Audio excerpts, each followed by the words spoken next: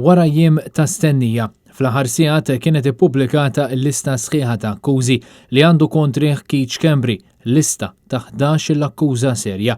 L-ex-Chief of Staff f'Kastilja tressaq il-qorti s-sibt li għadda flimkien ma' 10 persuni oħra akkużati b'numru ta' reati kriminali u nżamm arrestat fil-ħabs ta' Kordin.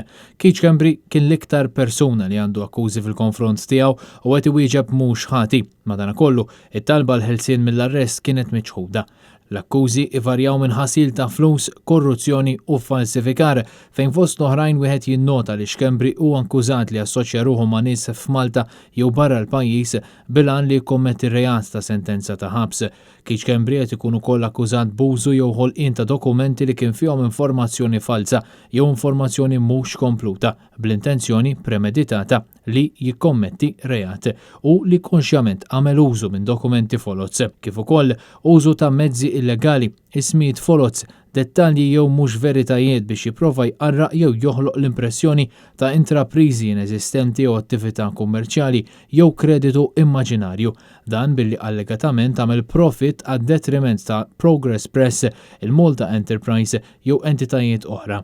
L-akkużi ta' korruzzjoni huma brabta ma' Adrian Hillman, Vincent Buħaġar u oħrajn li amministraw korpi korporattivi jew kienu impjegati tal-istess kumpaniji msemmija fl-akkużi. L-ex-Chief of Staff qed ikun akkużat ukoll li għamel dikjarazzjonijiet folos lill-awtoritajiet pubbliċi billi naqas milli jiddikjara dħul kollu tiegħu lill-Kummissarju tat-Taxxa. Akkużat ukoll b'xida falsa fil-qorti fil-11 ta' Settembru tal-2018. Semmejt l-interess nazzjonali. Taħseb li kienet fl-interess nazzjonali li il-gvern jibqa' jiddefendi lil Keith Schembri minkejja l-allegazzjonijiet kollha sal-ġurnata li rriżenja fl-2019?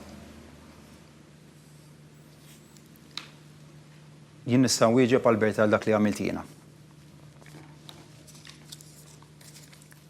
Intant meta issa ilu l-ħabs 4 tiem, l-istess Schembri li hu wkoll ex-kollega ta' Robert Abela fil-kabinett qed jistenna l-eżitu tat-talba li jagħmel il-ħelsien mill-arrest.